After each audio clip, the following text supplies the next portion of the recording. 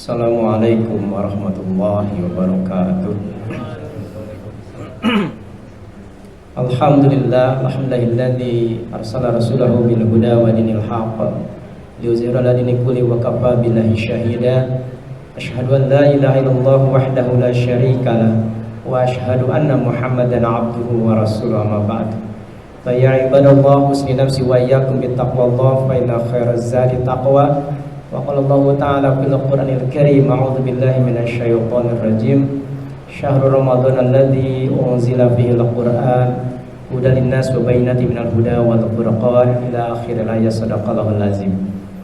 Hadirin jamaah salat Isya rahimakumullah. Sebelum kita melaksanakan salat sunnah qiyam Ramadan atau salat sunnah tarawih yang sekarang mendapatkan tambahan, ya, mudah-mudahan ini tambahan kekuatan di dalam upaya kita meningkatkan ketakwaan. Bila di 20 hari pertama ada 2 amalan yang akan menghadirkan ampunan dari Allah Subhanahu wa taala. Yang pertama, man shoma ramadhana imanan wa ihtisaban ghufira lahu ma taqaddama min dhanbihi. Barang siapa yang saum pada bulan suci Ramadan dengan dasar iman dan mengharap ridho serta pahala dari Allah Subhanahu wa taala, maka dosa dan kesalahan yang telah lalunya akan diampuni oleh Allah Subhanahu wa taala. Amalan yang kedua, man qoma ramadhana imanan wa ihtisaban ghufira lahu ma taqaddama min dhanbihi. Barang siapa yang qoma Ramadan, para ulama menyatakan itu qoma dalam arti salat. Ada juga yang lebih memperinci lagi, salat tarawih gitu ya, pada bulan suci Ramadan dengan dasar iman dan mengharap ridho dan pahala dari Allah Subhanahu wa taala, maka Allah akan mengampunkan dosa dan kesalahan yang telah lalu. Nah, di 10 hari yang terakhir Allah menguatkan dengan kata-kata atau dengan ungkapan lewat hadis Rasulullah SAW, man qoma lailatal qadri imanan wa ihtisaban ghufira lahu ma taqaddama min dhanbihi. Jadi ada amal yang ketiga ini, man qoma lailatal qadri. Barang siapa yang qoma lailatal qadri, berdiri pada malam qadar. Nah, berdiri sini ada yang kita menerjemahkan beribadah, bukan hanya sholat saja. Tapi barang siapa yang beribadah pada malam qadar atau malam kemuliaan, imanan wa ihtisaban ghufira lahu ma taqaddama min dhanbihi, maka Allah akan memberikan ampunan akan dosa dan kesalahan yang telah lalu. Hadirin rahimakumullah. Bila dulu mungkin ada ungkapan yang menyatakan bahwa di 10 hari terakhir banyak pemburu Lailatul Qadar, tapi sekarang tidak lagi dengan ungkapan memburu ya, tapi lebih kepada menjemput. Nah, itu ya. Jadi lebih tepatnya kita ini menjadi orang-orang yang akan menjemput Lailatul Qadar. Karena menurut Profesor Quraisy Shihab, Lailatul Qadar itu laksana tamu agung, tamu yang mulia yang akan hadir di 10 malam terakhir, dan dia akan berkunjung, bertemu dengan orang yang layak untuk dikunjungi. Nah, cuman masalahnya siapa yang akan dikunjungi, itu yang menjadi rahasianya. Hadirin rahimakumullah, layaknya ketika kita akan menjemput seseorang, tentu kita harus tahu siapa orang yang akan dijemput oleh kita. Jangan-jangan kita salah jemput gitu ya. Tolong nanti jemput ya, siapa orangnya, begini gitu kan. Itu harus tahu, sebab bisa saja kita anggap itu orangnya ternyata bukan. Jadi yang pertama kita harus tahu dulu apa itu Lailatul Qadar.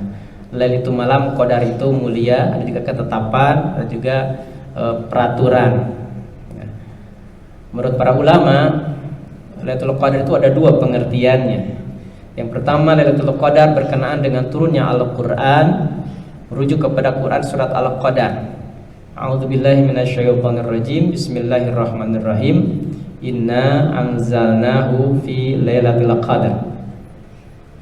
Dan surat Al-Qadar ini turun di Mekah, sedangkan perintah ibadah saum turunnya di Madinah, tepatnya 2 tahun setelah hijrahnya Nabi dari Mekah ke Madinah. Berarti tidak ada hubungannya dengan ibadah saum, tapi hubungannya dengan turunnya Al-Qur'an. Sehingga Lailatul Qadar di sini adalah turunnya Al-Qur'an. Nah, di sini ada dua proses turunnya Al-Qur'an. Yang pertama secara sekaligus dari Lauhil Mahfuz ke langit dunia, 30 juz. Ya. Nah, kemudian dari langit dunia kepada Nabi Muhammad SAW turun secara berangsur-angsur selama 22 tahun, 2 bulan, 22 hari atau 23 tahun. Apa hikmah diturunkannya Al-Quran secara berangsur-angsur? Dalam Al-Quran dijelaskan supaya kita mudah ya, mempelajarinya, kita mudah memahaminya gitu, dan semakin kuat kita untuk mengamalkannya begitu. Sehingga hikmah dari itu bagi kita saat ini adalah bahwasanya Allah Subhanahu wa taala menghendaki kita di dalam beramal itu beramal dengan sesuatu yang terus-menerus walaupun hanya sedikit. Nah, jadi ada ulama mengatakan bahwa hikmah diturunkannya Al-Qur'an secara berangsur-angsur. Nah, Allah menghendaki kita dalam mempelajari Al-Qur'an tidak langsung. Misalnya Ramadan ini 30 juz khatam. Setelah itu kita tidak pernah lagi menyentuh Al-Quran, kita tidak lagi membuka Al-Quran, kita tidak lagi membaca dan mempelajari Al-Quran. Itu tidak Allah sukai. Yang Allah sukai adalah ibadah yang terus-menerus walaupun sedikit. Tidak apa-apa 1 bulan ini, 1 Ramadan ini kita hatam, tapi nanti bulan Syawal kita mulai lagi, ya, mulai lagi. Dan tentu harus menjadi bacaan yang menjadi bacaan keseharian kita. Kenapa demikian? Karena kalau kita lihat ayat Al-Qadar tadi, malam Qadar itu dijelaskan khairu min alfi syahrin, ya, malam yang lebih baik daripada 1000 bulan. Jadi 1 malam itu nilainya lebih baik daripada 1000 bulan. Ada kebaikan pada malam itu sehingga nilainya lebih baik pada 1000 bulan. Para ahli tafsir menyatakan itu bukan masalah angka, tapi untuk menunjukkan bahwa kebaikannya begitu banyak sehingga tidak bisa kita perkirakan begitu. Hadirin yang jelas malam turunnya Al-Quran jadi malam kemuliaan. Tempat turunnya Al-Quran di Mekah, kemudian di Madinah, karena berlangsung selama 23 tahun itu berangsur-angsur, maka 2 tempat ini pun menjadi mulia. Orang yang menerima Al-Quran, Muhammad SAW pun menjadi orang yang mulia. Jadi sebenarnya kemuliaan ya pada waktu atau pada malamnya, pada harinya, kemuliaan pada tempat, kemuliaan pada orang, ternyata sebagai pengaruh dari Al-Quranul Karim, bacaan yang mulia itu tadi. Nah, pertanyaannya adalah apakah Al-Quran yang turun saat itu sama dengan Al-Quran yang ada pada kita saat ini? Tentu sama, tidak berbeda. Artinya keutamaannya, faedahnya sama. Jadi bila kita saat ini hari-harinya dengan Al-Quran, dimanapun kita berada kita membaca Al-Quran, maka kita pun akan mendapatkan kemuliaan dari Al-Quran. Pantas kalau Rasulullah SAW disebut dengan Quran berjalan. Bahkan ketika sahabat bertanya kepada Aisyah, "Ya Aisyah, bagaimana akhlak Rasul?" Kata Aisyah, "Khuluquhul Quran." Akhlak Rasul adalah Al-Quran. Dalam Quran disebutkan Nabi itu khuluqul azim, memiliki akhlak yang agung. Jadi kalau kita ingin memiliki akhlak yang agung, akhlak yang mulia, maka contohnya adalah Rasulullah SAW. Nah, karena itu hadirinkumullah, ini yang pertama ya, tentang Lailatul Qadar. Sekalipun terjadi hanya sekali dan tidak turun lagi, tapi kemuliaannya bisa kita dapatkan manakala kita senantiasa bersama dengan Al-Quran, baik dalam hal membacanya, mempelajari kandung isinya, maupun mengamalkannya. Sehingga apa kata Nabi di dalam al-hadis, "Iqra'ul Qur'an", bacalah Al-Quran, "fa innahu yati yaumal qiyamah syafi'an li ashabihi." Bacalah Al-Quran karena sesungguhnya dia akan datang pada hari kiamat menjadi syafaat, penolong bagi sahabatnya. Nah, itu keutamaan membaca Al-Quran. Itu Lailatul Qadar yang pertama. Lailatul Qadar yang kedua itu terjadi pada setiap bulan suci Ramadan. Dengan dalil yang tadi, "Man qoma lailatal qadri imanan wa ihtisaban ghufira lahu ma taqaddama min dhanbihi." 10 hari yang terakhir ada namanya malam Qadar. malam kemuliaan. Yang di dalamnya ada jaminan pengampunan akan dosa dan kesalahan oleh Allah Subhanahu wa taala. Kalau kita tanya dosa yang telah lalu itu batasannya mana? 1 hari yang lalu, seminggu yang lalu, 1 tahun yang lalu, tidak ada keterangan yang pasti. Boleh jadi ketika kita mulai balik sampai saat ini, dosa kita diampuni. Sehingga kalau kita lihat sekarang di Pampang gitu ya, dari dinas pajak itu sekarang ada pemutihan ya. Nah, seakan-akan Ramadan ini pemutihan dosa dan kesalahan. Bagi siapa? Bagi mereka yang melaksanakan ibadah Ramadan, baik saumnya maupun sholatnya ataupun yang lainnya, dengan dasar imanan wahtisaban tadi, terlebih di malam-malam qadar. Nah gitu, hadirin makumullah. Kemudian bagaimana? Nah ini pertanyaan, bagaimana kita mendapatkan atau bisa menentukan Lailatul Qadar itu, malam qadar itu kapan terjadinya gitu. Sebenarnya sempat Rasulullah SAW ingin menyampaikan kepada para sahabat kapan Lailatul Qadar itu terjadi. Tetapi dalam hadis itu ada 2 orang sahabat yang ribut. Yang ribut bukan berribut berkelahi, tapi beradu argumen ya, mungkin ya. Menurut si A tanggal sekian, si B tanggal sekian begitu. Akhirnya Nabi keluar rumah dan beliau menyampaikan, karena kalian ribut, maka saya tidak jadi menyampaikan kapan Lailatul Qadar terjadi. Tapi carilah pada 10 malam terakhir, atau di dalam hadis yang lain, carilah pada malam-malam ganjil gitu. Sehingga menjadi rahasia kembali. Ada yang lebih menarik ya. Mana yang menarik, yaitu ketika Aisyah radhiyallahu anha, istri Rasulullah SAW. Aisyah bukan bertanya kapan terjadinya Lailatul Qadar, tapi Aisyah lebih kepada bagaimana mempersiapkan diri ketika ada di malam qadar. Nah, ini menarik hadirin rahimakumullah. Ya. Kan kalaulah suami itu menyembunyikan sesuatu dari orang lain, kayaknya tidak mungkin kepada istrinya ya, gitu. Mungkin istrinya bisa ya ngerayu begitu ya. Tapi Aisyah tidak. Aisyah lebih kepada bertanya tentang apa yang harus dipersiapkan. Kalimat hadisnya qalat, Aisyah berkata, qultu ya Rasulullah, wahai Rasulullah, ara'aita in alimtu ayyalatal qadri ya, ma'akulu fihi.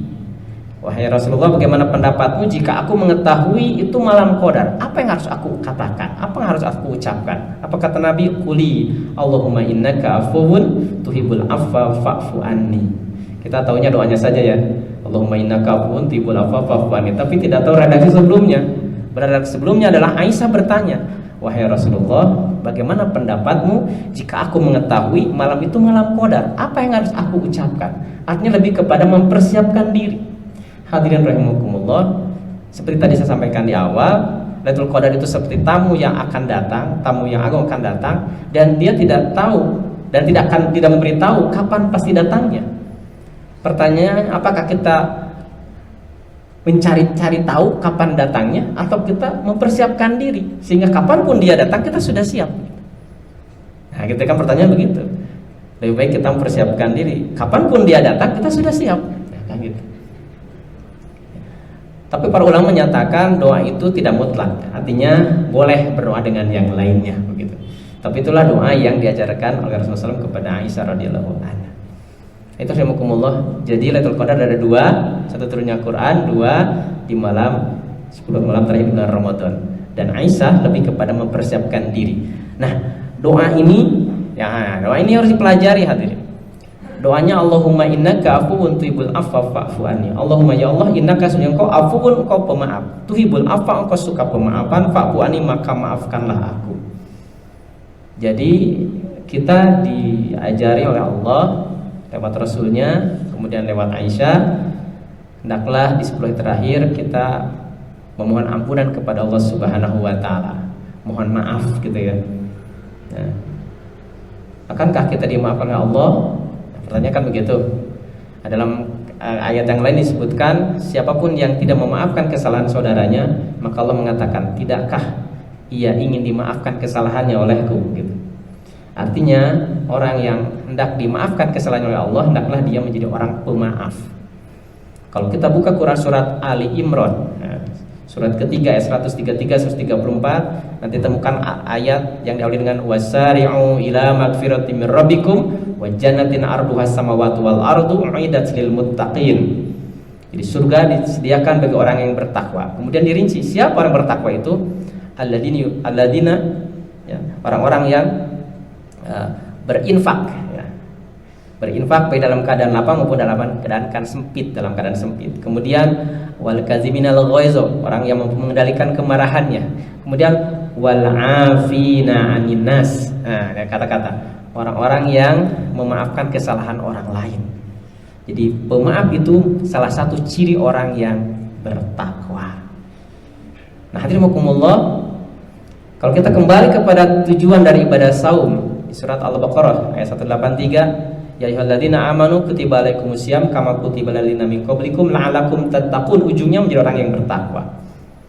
Seharusnya setelah kita melaksanakan 20 hari ibadah saum dan ibadah yang lainnya, kita dididik, dilatih siang dan malam, ya seharusnya kita sudah sampai kepada ciri-ciri atau memiliki ya ciri-ciri orang yang bertakwa begitu lah. Sehingga di 10 hari terakhir Lailatul Qadar, malam kemuliaan itu pantas layak mengunjungi orang yang takwa. Orang takwa itu orang yang mana? Surat Al-Hujurat ayat 3 menyatakan inna akramakum indallahi atqakum. Sesungguhnya yang paling mulia di antara kalian adalah orang-orang yang bertakwa. Ternyata Quran menyatakan orang yang mulia itu orang yang bertakwa. Berarti kalau Lailatul Qadar adalah malam kemuliaan, maka dia akan berkunjung kepada orang yang mulia. Siapa yang mulia itu? Inna akramakum indallahi atqakum, orang yang takwa. Nah, pertanyaannya adalah siapa orang yang sudah memiliki pribadi takwa tadi? Kita nggak tahu. Ya. Sama halnya seperti saum, ibadah saum kita.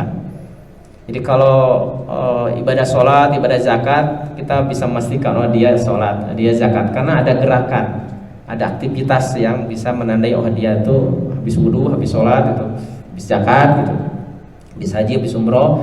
Kalau saum kan enggak, kita nggak bisa memastikan orang yang bibirnya kering itu tidak batal saumnya gitu ya, atau yang lemes itu dia saum gitu. Belum tentu juga. Makanya asyamuli wana ajazibihi, dalam hadis disebutkan saum itu bagiku dan aku yang memberikan pahala terhadap saum orang itu. Kenapa? Karena yang tahu tentang saum dan tidaknya seorang adalah hanya dirinya dengan Allah Subhanahu wa taala. Begitu juga dengan takwa. Apakah kita sudah mencapai derajat muttaqin atau belum? Hanya diri kita dengan Allah. Maka tidak salah kalau misalnya di 10 hari terakhir Rasulullah SAW mengajak kita untuk beriktikaf. Kenapa? Iktikaf adalah upaya kita untuk muhasabah diri, ya, perenungan begitu. Kita orang tersedugikan derajat takwa tacan gitu. Pantas itu tadi kunjung ke Lailatul Qadar, seperti itu hadirin rahimakumullah. Jadi sebenarnya kembali kepada setiap diri kita ini. Hadirin rahimakumullah. Jadi doa Aisyah tadi bertepatan dengan ciri orang yang bertakwa. Tinggal apakah kita sudah memiliki ciri-ciri itu? Nah itu barangkali. Ya. Hadirin rahimakumullah. Satu lagi barangkali, takwa itu apa? Ini saya sampaikan ya. Saya tidak akan menjelaskan secara definisi yang berat, yang ringan saja. Di dalam sebuah percakapan antara Umar bin Khattab dengan Ubay bin Ka'ab, saya ingin menyampaikan ini supaya tadi kan kita belum tahu ya, apakah kita ini orang bertakwa atau bukan, atau tidak sampai bukan mah. Apakah kita sudah memiliki predikat muttaqin atau belum gitu, sehingga kita layak untuk mendapatkan Lailatul Qadar kan gitu. Nah, dalam perbincangan Umar bin Khattab dengan Ubay bin Ka'ab, Umar berkata, wahai Ubay, terangkan apa makna takwa menurutmu? Kemudian Ubay menjawab dengan pertanyaan balik kepada Umar bin Khattab, wahai Umar, pernahkah engkau melewati jalan yang penuh dengan halang rintangan? Kalau sekarang hujan pasti licin ya, harus, atau misalnya jalanan yang gelap begitu. Kemudian kata Umar, pernah. Nah, kemudian kata Ubay, apa yang kau lakukan? Kemudian Umar berkata, aku berhati-hati. Kata Ubay, itulah takwa. Jadi takwa menurut Umar bin Khattab adalah kehati-hatian. Saya sambungkan dengan pernyataan Umar bin Khattab di dalam Nashihul Ibad karya Imam Nawawi Al-Bantani, ya, bab 6. Di situ Umar bin Khattab mengatakan innallaha katama sitatan fi sitatin. Allah Ta'ala menyembunyikan 6 hal di dalam 6 hal. Jadi hadirin rahimakumullah, ada 6 hal yang Allah sembunyikan di dalam kehidupan kita. Sehingga terhadap sesuatu yang tersembunyi ini kita harus berhati-hati. Nah, paling tidak ini yang harus kita lakukan ya. Sebagai orang yang bertakwa, ujiannya ini nih ya. Apakah kita orang bertakwa? Apakah kita sudah memiliki ketakwaan atau belum? Mari kita lihat ya. Apakah kita berhati-hati nggak dengan 6 hal ini gitu ya. Nah, ini indikatornya inilah gitu. Supaya mudah. Apa 6 yang Allah sembunyikan itu? Yang pertama kata Umar bin Khattab, kata marido fi ta'atin. Allah menyembunyikan keriduannya di dalam ketaatan. Yang kedua, wa kata malghadaba fi maksiatin. Allah menyembunyikan kemurkaannya di dalam kemaksiatan. Ketiga, wa kata malaitul qadri fi syahri Ramadan. Allah menyembunyikan malam qadar di sepanjang Ramadan. Yang keempat, wa katama auliyahu fima bainan nas. Allah menyembunyikan para kekasihnya di antara manusia. 5, wa katamal mauta fil umri. Allah menyembunyikan kematian di sepanjang usia. Yang keenam, wa katama salatal wusta fis sholawat. Allah menyembunyikan salat wusta di antara salat-salat. Orang yang bertakwa akan hati-hati terhadap satu ketaatan. Sekecil apapun ketaatan akan dia lakukan. Karena boleh jadi dalam ketaatan yang mungkin dianggap kecil itu, disitulah ridho Allah. Di kita suka ada istilah ini mas sunnah, dikerjakan dapat pahala, ditinggalkan tidak berdosa, sehingga banyaknya ditinggalkan. Padahal boleh jadi disitulah adanya keridhoan Allah. Sedekah itu tidak selamanya harus dengan materi. Rasul menyatakan tabassum, senyum yang kita berikan kepada saudara kita sehingga mereka merasa bahagia, itu sedekah. Nah, mungkin kita anggap senyum berapa pahalanya. Padahal boleh jadi dalam senyum itulah ada keridhaan Allah.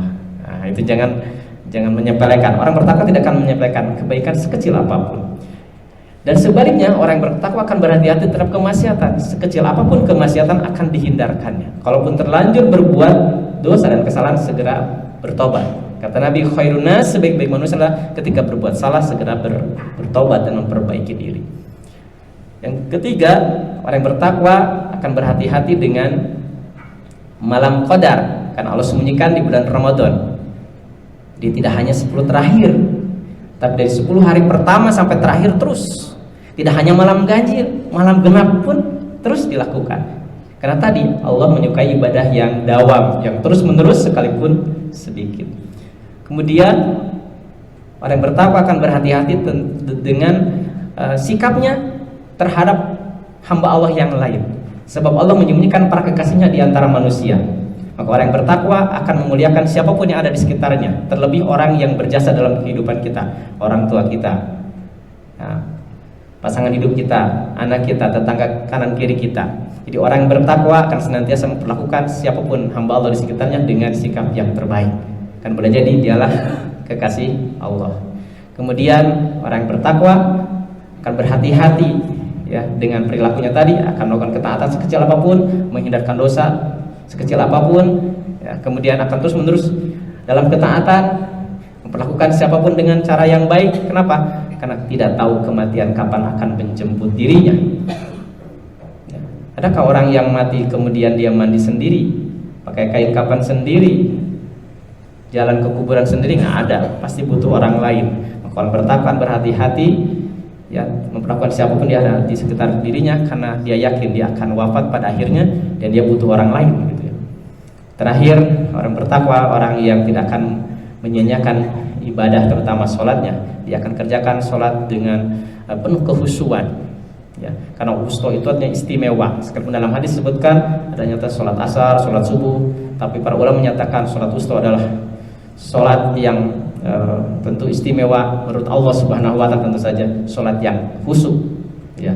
Maka kita jadikan setiap sholat kita menjadi sholat yang khusyuk. Ada 3 waktu khusyuk itu, atau ada 3 khusyuk itu. Yang pertama, khusyuk sebelum sholat, persiapan sebelum sholat, bersih dari hadas dan najis. Kemudian khusyuk di dalam sholat, itu bagaimana doa dan caranya.